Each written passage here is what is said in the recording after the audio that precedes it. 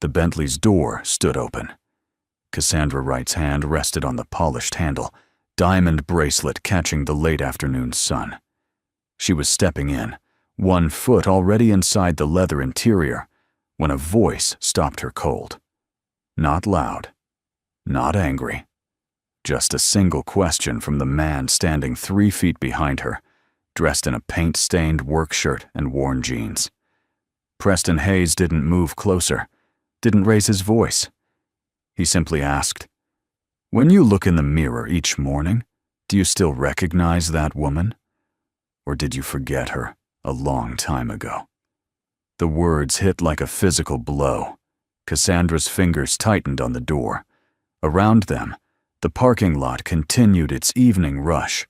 Car doors slamming, shopping carts rattling, children laughing.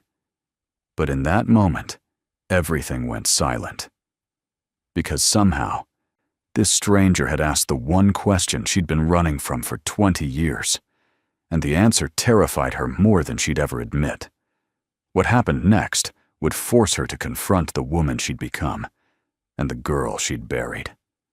2 hours earlier, the city looked different from the 50th floor. Cassandra Wright stood behind her desk, fingers drumming against mahogany that cost more than most people earned in a year. Below, traffic crawled through downtown streets like ants through a maze. Up here, the air conditioning hummed at a perfect 68 degrees. Everything controlled, everything precisely as it should be. "Ms. Wright, I know the deadline was today, but my daughter had an emergency." "Stop." Cassandra didn't look up from the report spread across her desk. Red ink bled across the pages where she'd marked errors, inadequacies, failures. "I don't pay you to have emergencies. I pay you to deliver results." The department head, Stevens, or was it Stewart, shifted his weight. 42 years old, 2 decades with the company, a family photo on his desk showing 3 kids. None of that mattered. What mattered was the report, 2 days late, costing the company money with every passing hour. "I understand, but clear your desk." Cassandra finally looked up. Her eyes, ice blue and unblinking, met his. "Security will escort you out in 20 minutes. The man's face drained of color. His mouth opened, closed, opened again. No words came. Around the conference table, 8 other executives stared at their laptops, their phones, anywhere but at the man whose career had just ended. The silence stretched like piano wire pulled too tight. 19 minutes now, Cassandra said. He left. The door clicked shut with a sound like a coffin closing. Cassandra returned to the reports, her pen moving in swift, decisive strokes. Emotion was expensive. Sympathy was a luxury her competitors would exploit without hesitation. She'd learned that lesson the hard way, climbing from nothing to everything, and she'd be damned if she'd forget it now. By 3 o'clock, she'd restructured 2 departments, canceled 3 contracts, and approved the demolition plan for the Riverside housing complex. The complex sat on prime real estate, 6 acres of waterfront property currently occupied by low-income families, in buildings that should have been condemned a decade ago. Her development team projected $200 million in revenue once the luxury condos were complete. The residents would receive fair market compensation. More than fair, actually. They'd have 60 days to relocate. It was business. Just business. Cassandra gathered her things at 4:30. Leather briefcase, cashmere coat, keys to the Bentley waiting in her reserved spot. She rode the elevator down alone, as always. The lobby's marble floors reflected her image. Tailored suit, perfect posture, not a hair out of place. People stepped aside as she passed. Some nodded. None spoke unless spoken to. That was how she preferred it. The drive took 30 minutes. She'd moved to the east side 2 years ago, away from the noise, away from neighborhoods that reminded her of things she'd rather forget. Her new house sat behind iron gates, in a community where the lawns were always green and the streets were always quiet.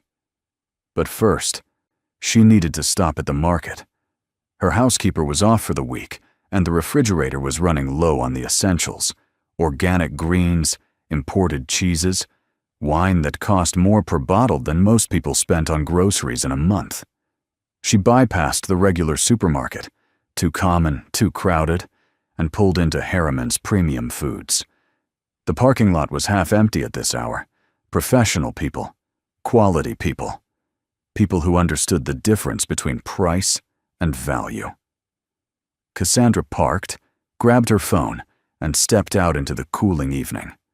The sun hung low, painting the sky in shades of amber and rose. She barely noticed. Inside the store, she moved through the aisles with practiced efficiency. 15 minutes, in and out. She had a conference call with London at 7. The automatic doors whisked open as she exited, arms full of reusable bags marked with the store's logo.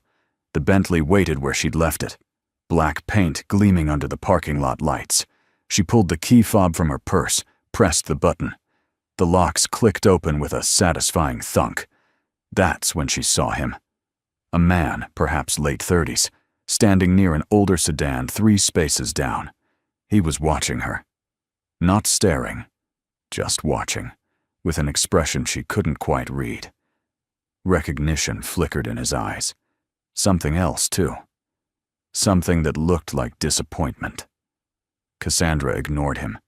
She'd learned long ago not to make eye contact with strangers. Nothing good came from unnecessary interactions. She opened the Bentley's door, set her bags on the passenger seat, then turned to slide into the driver's seat. "Excuse me." The voice came from behind her, quiet, measured. She sighed, 1 foot already inside the car, and looked back over her shoulder. The man stood 3 feet away now. Closer, she could see the paint stains on his work shirt, faded from many washings, but never quite disappearing. His jeans had a patch on one knee. His boots were scuffed. Everything about him said, working class, struggling beneath her notice. "I don't carry cash," Cassandra said, turning back to the car. "I don't want money." Something in his tone made her pause. Not aggressive, but not deferential either. She turned fully now, one hand still on the door, ready to get in and drive away if this became problematic. "Then what do you want?" Preston Hayes, though she didn't know his name yet, looked at her for a long moment. Up close, she could see the lines around his eyes, the calluses on his hands, the exhaustion that came from working too hard for too little. But there was something else, too. A steadiness, a quiet dignity that money couldn't buy or break. "I saw you this morning," he said, "in the Riverside complex. You were there for the demolition meeting." Cassandra's jaw tightened. So that's what this was about. One of the residents coming to plead his case, to beg for more time or more money or more sympathy. She'd dealt with this before. The answer was always the same. "The demolition is legal and approved. If you have concerns, direct them to—" "I'm not here to argue about the demolition." "Then why are you here?" Preston looked past her, toward the Bentley's open door, the leather seats, the dashboard that probably cost more than he made in 6 months. Then his eyes came back to hers, and in them she saw something that made her suddenly, inexplicably uncomfortable. Not anger, not envy, something worse. Pity. "This morning," he said slowly, carefully, as if choosing each word with precision. "When I asked if you could move your car so the ambulance could get to Mrs. Chen, do you remember what you said?" Cassandra blinked. She didn't remember any ambulance. She'd been on her phone, parked outside the complex, finalizing details with her legal team. There might have been some commotion. She vaguely recalled someone knocking on her window. She'd waved them off. "I was handling urgent business. You said your time was more valuable than someone else's emergency." Preston's voice remained level. No accusation, just fact. "Mrs. Chen is 84 years old. She had a stroke. I had to carry her 2 blocks because your car was blocking the only entrance wide enough for the gurney. Cassandra felt a flicker of something she immediately suppressed. Guilt had no place in business decisions.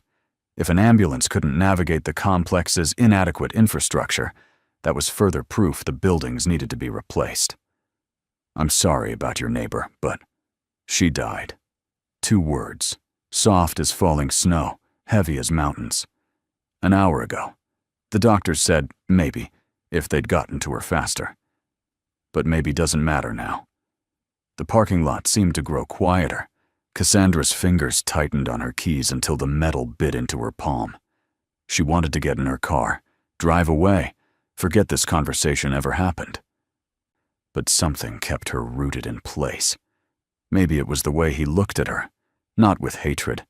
That would have been easier to dismiss. But with a profound sadness that seemed to encompass more than just the old woman's death. "That's tragic," Cassandra heard herself say. The words felt hollow. "But you can't blame me for—" "I'm not blaming you." Preston took a breath, let it out slowly. "I'm asking you a question. Just one question. And then I'll leave you alone." Cassandra should have gotten in her car, should have driven away, should have done anything except stand there waiting for this stranger to speak. But she waited. "When you look in the mirror each morning," Preston said, his voice barely above a whisper, "do you still recognize that woman? Or did you forget her a long time ago?" The question landed like a punch to the solar plexus. Cassandra opened her mouth, but no words came. Her mind went blank, then raced, then went blank again. Around them, the world continued. Shopping carts rattling, car engines starting, people loading groceries and heading home to their families. But in that small space between her Bentley and his battered sedan, time seemed to stop. She started, stopped, started again.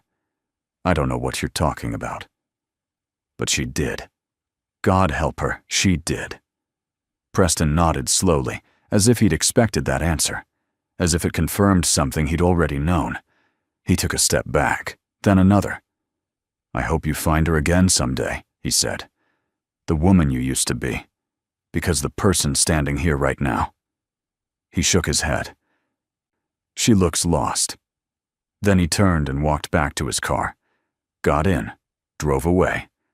Left Cassandra standing alone in the parking lot, 1 foot still inside her Bentley, 1 foot on the pavement, suspended between 2 worlds. She didn't remember the drive home, didn't remember putting away the groceries or changing out of her work clothes. She found herself standing in her bathroom, staring at the mirror above the marble sink. The woman looking back was exactly who she'd constructed herself to be. Perfect makeup, perfect hair, perfect expression of controlled confidence. But behind her eyes, something flickered. A question she couldn't quite silence, a doubt she couldn't quite dismiss. Who was this woman in the mirror? And when had she stopped being someone else? Cassandra didn't sleep that night. She lay in her king-sized bed, in her climate-controlled bedroom, in her gated community, and stared at the ceiling. Preston's question echoed in her mind like a bell that wouldn't stop ringing. Over and over. The same words, the same quiet devastation in his voice. When morning came, she should have gone to work, should have pushed the encounter out of her mind, and moved forward, the way she always did. Instead, she found herself sitting at her home office desk, typing Preston's name into the company database. Preston Matthew Hayes. Age 37. Former employee of Hartman Architecture, one of the firms her company had acquired 3 years ago during a hostile takeover. Employment terminated September 15th, 2021. Reason: refusal to approve substandard materials for the Riverside Tower project. Cassandra's fingers froze on the keyboard. She pulled up the Riverside file, scanned through the project notes, found the approval forms that Preston had refused to sign, replaced by a junior architect who was more flexible. The tower had been completed on schedule, under budget. It had won awards for design excellence, She'd been featured in Architecture Digest. She kept reading. Found Preston's personnel file. Excellent performance reviews. Multiple commendations. A note from his supervisor. Hayes has integrity we rarely see anymore. Recommend promotion. Then came the termination paperwork, signed by the regional director, approved by corporate, standard procedure for employees who couldn't adapt to new management policies. She'd probably never even seen the file, just one of hundreds that crossed her desk each month, reduced to numbers, statistics, line items on a spreadsheet. Cassandra closed the laptop, opened it again, typed another name, Cassandra Marie Wright. The search returned thousands of results, magazine profiles, business journals, news articles about her meteoric rise from poverty to power. She clicked on one from 15 years ago, when she'd just made her first $1 million. The photo showed a younger woman, dressed in an off-the-rack suit, smiling wide enough to show teeth. The caption read, "Wright cites her difficult childhood as motivation to help other women escape economic hardship." When was the last time she'd helped anyone? The question sat in her chest like a stone. She thought about Mrs. Chen, dead because an ambulance couldn't reach her in time. Thought about the man whose career she'd destroyed yesterday. Thought about the families in Riverside Complex who would lose their homes in 57 days. Thought about Preston Hayes, standing in that parking lot, paint-stained and tired, and heartbroken, asking a question that had no answer. Or maybe it did. Maybe the answer was what terrified her most. Cassandra spent the day investigating, not through official channels. Those would raise questions she wasn't ready to answer. She hired a private researcher, paid extra for discretion and speed. By evening, she had a complete picture of Preston Hayes' life. After his termination, he'd struggled to find work. Architecture firms were small, tight-knit communities. When word spread that he'd been fired for refusing to compromise, other firms saw him as a liability. Too ethical, too rigid. Not a team player. The job market for principled architects, apparently, was quite limited. He'd sold his house, moved his daughter to a cheaper school district, taken work where he could find it, painting houses, driving for rideshare services, tutoring math in the evenings. 3 jobs, sometimes 4, piecing together enough to cover rent. Food, his daughter's asthma medication. The medication was expensive. His insurance had ended with his employment. His wife, Melissa, had died 2 years before his termination. Cancer. The medical bills had devastated their savings. Preston had taken out a second mortgage to cover the treatments. It hadn't been enough. She'd died anyway. Then he'd lost his job. Then the house. Then everything except his daughter, and whatever dignity he could salvage from the wreckage. And somehow, despite all of it, he'd stood in that parking lot and looked at Cassandra with pity, not for himself, for her. She pulled up his current address, Riverside Complex, Building C, Unit 12, one of the units scheduled for demolition. Of course it was. Cassandra sat back in her chair.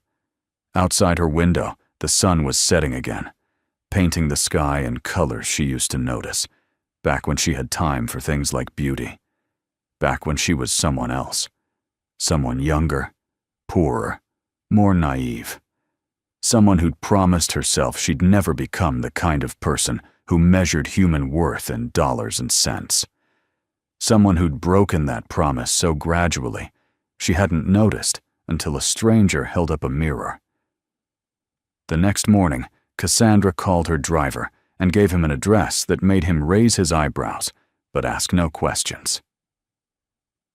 The Riverside Complex looked worse in daylight. Cracked pavement, faded paint, windows patched with tape. But there were flowers in some of the window boxes, bicycles chained to railings, a basketball hoop with a net that had seen better days, children's chalk drawings on the sidewalk. People lived here. Not statistics, not line items. People. Cassandra found Building C, climbed the stairs to the second floor. Unit 12 sat at the end of the hallway. She raised her hand to knock, then hesitated. What was she doing here? What did she hope to accomplish? An apology wouldn't change anything. Wouldn't bring back Mrs. Chen, or undo 3 years of hardship, or erase the demolition order that would make dozens of families homeless in less than 2 months. But she knocked anyway, because Preston's question still echoed in her mind. And she needed to answer it. Needed to know if the woman she used to be still existed somewhere, buried under layers of ambition and fear and the relentless drive to never, ever be poor and powerless again. The door opened. Preston stood there, holding a cup of coffee, wearing the same tired expression he'd worn in the parking lot. When he saw Cassandra, his eyes widened slightly. Then his expression shuddered, became carefully neutral. "Ms. Wright." "Mr. Hayes." She was surprised her voice came out steady. "May I come in?" He hesitated. For a moment she thought he'd refuse. Then he stepped back, holding the door open. "It's not much." The apartment was small but immaculate. A living room that doubled as a dining room, a kitchenette with outdated appliances that had been scrubbed until they shined. Furniture that came from thrift stores and garage sales, but was arranged with care. On one wall hung a child's drawings, horses and rainbows, and a stick figure family holding hands. On another, a photograph of a woman with kind eyes and a gentle smile. "Your wife," Cassandra said, not a question. "Melissa. She passed 4 years ago." "I know. I'm sorry." Preston's jaw tightened. "You investigated me." "I did. No point in lying. I wanted to understand." "Understand what?" "Why you asked that question." Cassandra turned to face him fully. "Why you looked at me the way you did. Like you knew something I'd forgotten." Preston set down his coffee cup, crossed his arms. "And did you find your answer?"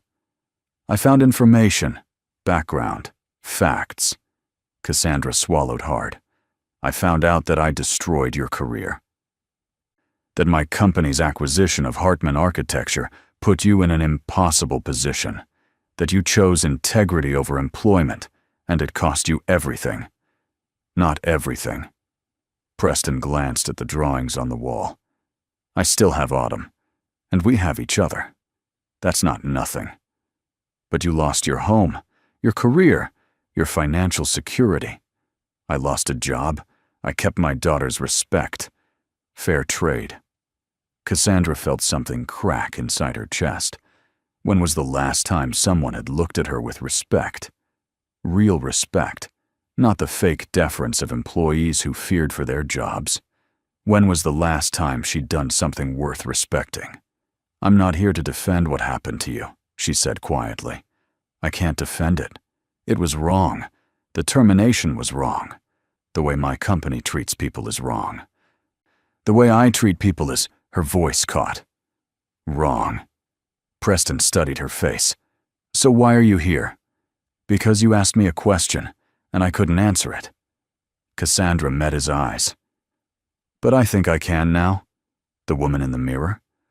I don't recognize her. She's someone I built out of fear and ambition, and a desperate need to never be vulnerable again. She's successful, powerful, rich beyond measure. And she's the loneliest person I know. The words hung in the air between them. Cassandra felt exposed, raw, like she'd peeled back her own skin to reveal the mess underneath. She waited for Preston to laugh, to mock her, to tell her that self-awareness without change was just another form of selfishness. Instead, he said, "My daughter asks about you sometimes." Cassandra blinked. "What?" "Autumn. She was with me in the parking lot. She heard everything." Preston's expression softened slightly. "She asked me why the pretty lady looked so sad. I told her that sometimes people forget how to be happy. They chase things they think will make them happy.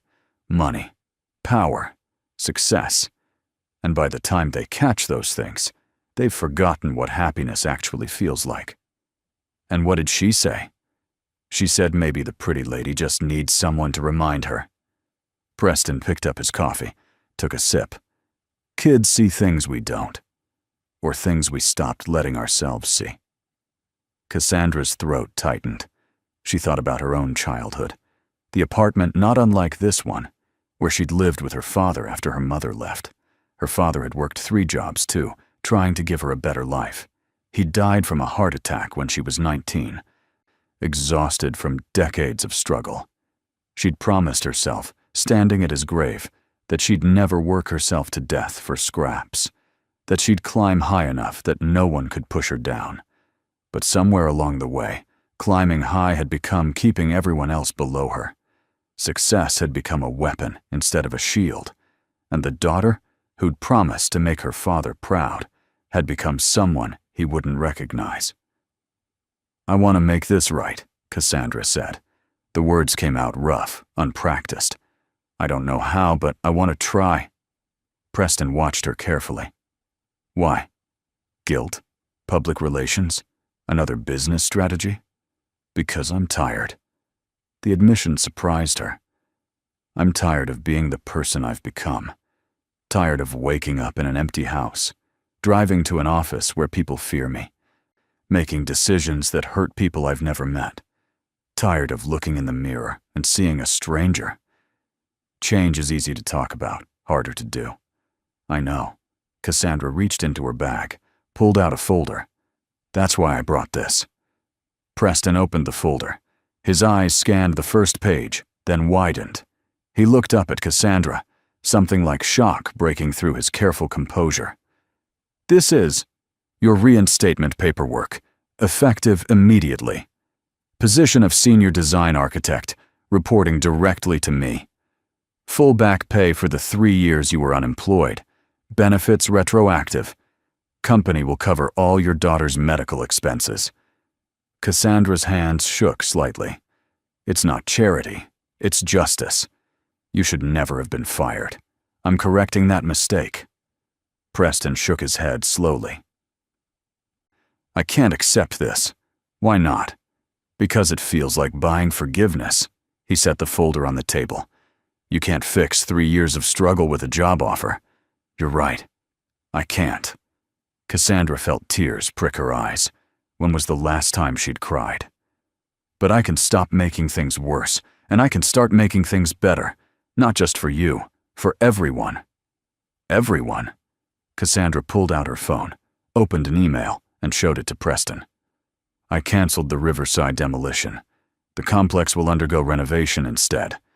Modern apartments, updated infrastructure. But residents can stay. Rents will be capped at current rates for 10 years. Preston stared at the email, then at Cassandra, then back at the email. "This will cost you millions. It'll cost my company millions." "I have more than enough." Cassandra pocketed her phone. "And apparently, I've had enough of being the kind of person who prioritizes profit over people. Your question made me realize something. I spent so long running from poverty that I became exactly the kind of person who kept me poor. The landlords who raised rent until we couldn't pay. The bosses who fired my father for asking for fair wages. The companies that valued money over human life." She took a shaky breath. "I became what I hated, and I didn't even notice." Preston was quiet for a long moment. Outside, a child's laughter drifted through the window. A bird sang. Somewhere, a door opened and closed, the sounds of life continuing, oblivious to the small earthquake happening in this shabby apartment. "If you're serious about this," Preston finally said, "it can't just be grand gestures. Real change is small, daily, unglamorous. I know. It means treating your employees like human beings, paying them fairly, listening when they have problems, making decisions based on what's right, not just what's profitable. I know. It means people will take advantage of you. Some will see kindness as weakness. Your competitors will smell blood in the water. Let them." Cassandra felt something loosening in her chest, something that had been wound tight for 20 years. "I'd rather fail trying to be decent than succeed by being cruel." Preston picked up the folder again. studied the paperwork with the careful attention of someone who'd learned not to trust easy solutions. You understand I'm going to hold you accountable. If I take this job and I see you falling back into old patterns, I'll call you out. Good. I'm hiring you partly for that reason. And if the job doesn't work out, if we can't work together, then you'll leave with a glowing recommendation, full severance, and enough in your bank account to take your time finding the right position. Cassandra managed a small smile. I'm trying to be a better person, not a perfect one. This might not work, but I'd like to try. Preston set the folder down, extended his hand. Then let's try. Cassandra shook his hand. His palm was calloused from manual labor, warm and steady. For the first time in years, she felt like she was making a decision that wouldn't haunt her at 3 a.m., a decision that aligned with the person she'd been before fear reshaped her into something harder, colder, more successful, and less human. "Can I ask you something?" Cassandra said. "Sure." "In the parking lot, when you asked your question, did you think I'd actually listen?" Preston considered this. "No. I thought you'd get in your car and forget me 5 minutes later. People like you usually do." "Then why ask?" "Because Autumn was watching, and I wanted her to see that you can speak truth to power, even when power doesn't want to hear it, even when it won't change anything. Sometimes you speak up not because you think it'll work, but because staying silent is worse." Cassandra felt those words settle into her bones. "Your daughter is lucky to have you." "I'm lucky to have her. She keeps me honest, keeps me hopeful." Preston glanced at the clock on the wall. "She'll be home from school soon. If you'd like to stay, you could meet her." "I'd like that." They sat in the small living room, drinking coffee that tasted better than anything served in her executive suite. Preston told her about Autumn, 7 years old, obsessed with horses, terrible at math but excellent at art, asked too many questions, and laughed at her own jokes. He talked about his wife, about grief, about learning to be both parents in one body, about the community in Riverside Complex, how neighbors looked after each other's kids, shared meals, celebrated birthdays in the communal courtyard. "It's not much," Preston said, "but it's home. Or it was, before we got the eviction notice." "It'll be home again," Cassandra promised. "Better than before. I'll make sure of it." The door burst open. A small girl with dark curls and gap-toothed grin exploded into the apartment, backpack bouncing. "Daddy, guess what? Mrs. Donby Patterson said my horse drawing was the best in—" She stopped, seeing Cassandra. Her eyes went wide. "You're the pretty lady from the parking lot." "Autumn, remember your manners," Preston said gently. "Sorry." Autumn straightened up, suddenly formal. "Hello, pretty lady. My name is Autumn Hayes. I'm 7 years old. Are you here to help my daddy?" Cassandra felt her eyes sting. "I'm here to try. My name is Cassandra." "That's a princess name."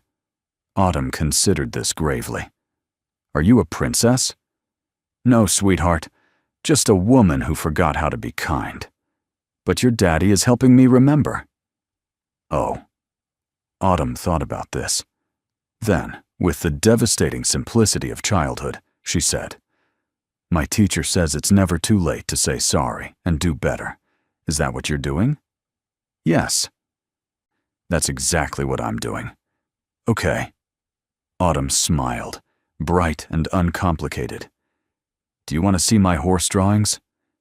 And just like that, Cassandra found herself sitting on a worn couch, looking at crayon drawings of horses with too many legs and googly eyes. Autumn narrated each one with serious enthusiasm, explaining which horses were fastest, which could fly, which were actually unicorns in disguise. Preston watched from the kitchen, a small smile on his face. Outside, the sun began to set, painting the shabby apartment in gold. For the first time in years, Cassandra felt something she'd almost forgotten. Not happiness, exactly. Something quieter. Something that felt like peace. The next 6 months were the hardest of Cassandra's life, harder than building her company, harder than clawing her way out of poverty, harder than any business deal or corporate takeover. Because changing herself, she discovered, was infinitely more difficult than changing circumstances. She restructured her company from the ground up, increased wages across the board, implemented parental leave policies, created a fund for employees facing medical emergencies, hired an ethics committee with the power to override her decisions. Some executives quit in protest. Some shareholders threatened lawsuits. Her stock value dropped 12% in the first quarter. She didn't care. Well, that wasn't entirely true. She cared.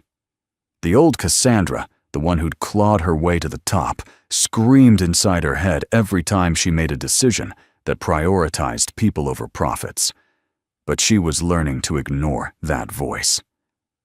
Learning to listen to the quieter voice that sounded like her father, like Preston, like the girl she used to be. Preston proved invaluable. He didn't just design buildings. He designed systems that considered the humans who'd inhabit them. He challenged her in meetings, forced her to think beyond quarterly reports, reminded her that every number represented an actual person with an actual life. They argued frequently. She valued him more than almost anyone in the company. The Riverside renovation became a model for ethical development. Other companies started calling, wanting to know how she'd managed to preserve community while still turning a profit. Cassandra shared her strategies freely. If she could influence even one CEO to prioritize people, maybe her own transformation would ripple outward. She started small. Learned her employees' names, asked about their families, actually listened to the answers. Stopped measuring her worth in dollars and started measuring it in the small moments of connection that made life bearable. A thank you that landed with sincerity. A policy change that made someone's life easier. A decision that chose compassion over convenience. It wasn't a complete transformation. She still had moments of impatience, still made mistakes, still woke up some mornings feeling the pull of her old self, efficient and ruthless and safe in her isolation. But Preston had been right. Change was daily. Unglamorous. A series of small choices that, over time, added up to becoming someone different, someone she could recognize in the mirror. One morning, almost exactly 6 months after that encounter in the parking lot, Cassandra stood in her bathroom getting ready for work. She paused in front of the mirror, really looked at herself. The same face, the same carefully applied makeup, the same expensive suit. But something had shifted. Something in her eyes. Something that looked almost like hope. Her phone buzzed. A text from Preston. Autumn wants to know if you're coming to her art show next week. She's been practicing her introduction. Fair warning, it involves interpretive dance. Cassandra smiled. A real smile, not the polished professional version she'd perfected over the years. She typed back, "Wouldn't miss it." She picked up her briefcase, headed for the door, paused to look around her house. Still too big, still too empty. But she'd started having people over, hosting team dinners, even invited Preston and Autumn for Sunday brunch last month. The house was slowly becoming less of a fortress and more of a home. The drive to work took her past the Riverside complex. The renovation was progressing beautifully. New windows sparkled in the morning sun. Fresh paint gleamed. But the basketball hoop remained, and the window boxes still overflowed with flowers, and children still drew on the sidewalks in chalk. The buildings looked better. The community remained intact. At the office, her assistant greeted her with coffee and a stack of messages. "You have 3 calls about the Ethical Development Initiative. 2 newspapers want interviews. And Mr. Hayes left a note about the Henderson project. Says we need to talk about the environmental impact before moving forward. Schedule the calls, accept the interviews, and tell Preston I'll meet him at 11. We'll figure out the Henderson issues together." Cassandra paused. "And thank you, Margaret. I know I don't say that enough. Margaret blinked, surprised, then smiled. You're welcome, Ms. Wright. The board meeting started at 9. Quarterly reports, budget projections, stakeholder concerns. Cassandra presented her numbers honestly. Profits were down but stabilizing. Employee retention was up 42%. Public perception had shifted from corporate raider to community partner. They were making less money, but building something more valuable, a reputation for integrity. With respect, Ms. Wright, one board member said, how long can we sustain this approach? Eventually, our competitors will outperform us. Cassandra looked around the table. Some faces were skeptical, others curious, a few openly supportive. She thought about the woman she'd been 6 months ago. That woman would have had a slick answer, all numbers and projected growth curves. That woman would have promised whatever they wanted to hear. This woman told the truth. You're right, she said. We might not be the most profitable company in our sector. Our growth might be slower. Some quarters, we might lose ground to competitors who cut corners we refuse to cut. She leaned forward. But here's what we will be. A company that attracts the best talent because people want to work here. A company that weathers economic storms because we've built genuine loyalty. A company that my father would be proud of. And personally, I'd rather build that than another billion-dollar empire on the backs of people I've crushed. Silence. Then one board member started clapping. Then another. Within moments, half the board was applauding. The other half looked uncertain but didn't object. It wasn't unanimous support, but it was enough. After the meeting, Cassandra returned to her office and found a small envelope on her desk. No name, no return address. She opened it carefully. Inside was a child's drawing, a woman in a business suit holding hands with a stick figure man and a little girl. Above them, a rainbow stretched across the page. At the bottom, in careful block letters, "Thank you for finding yourself." Cassandra's vision blurred. She traced the crayon lines with her finger. This gift from a 7-year-old who'd seen her at her worst and somehow believed she could be better. This reminder that transformation wasn't a grand gesture. It was showing up, day after day, choosing kindness over cruelty, connection over isolation, humanity over profit. She pinned the drawing to her office wall right where she could see it from her desk.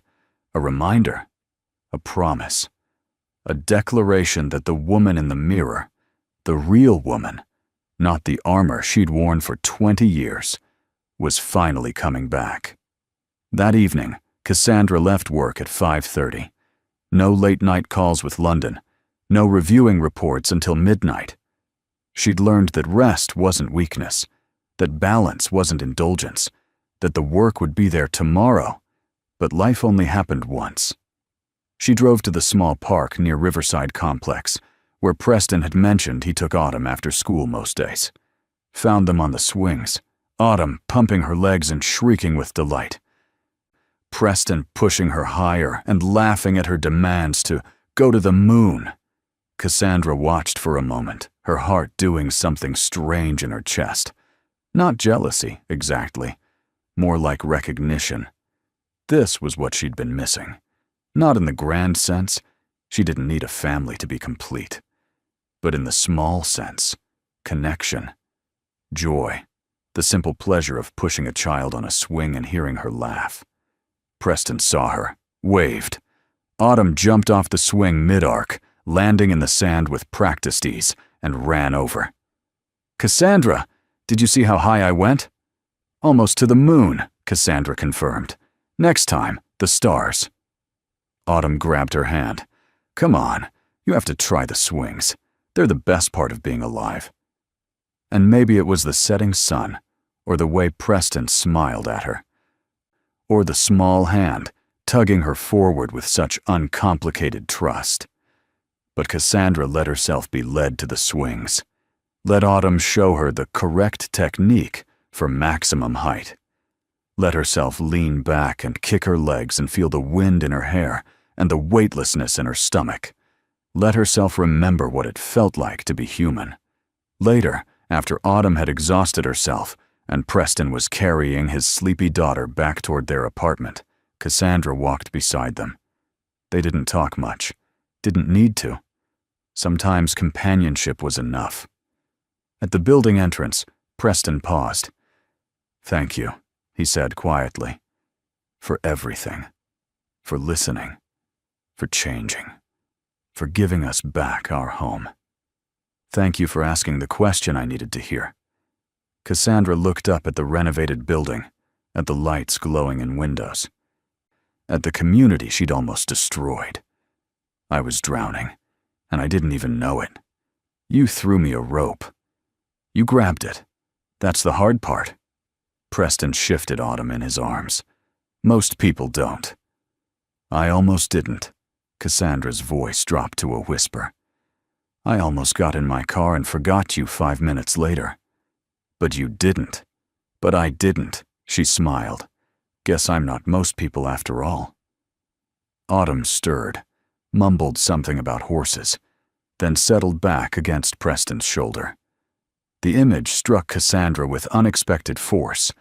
This man who'd lost so much, still giving everything to his daughter, still finding joy in simple moments, still extending grace to the woman who'd almost destroyed his life. "Good night, Cassandra," Preston said. "Good night." She watched them disappear into the building, then returned to her car. The drive home felt different. The big house didn't feel quite so empty.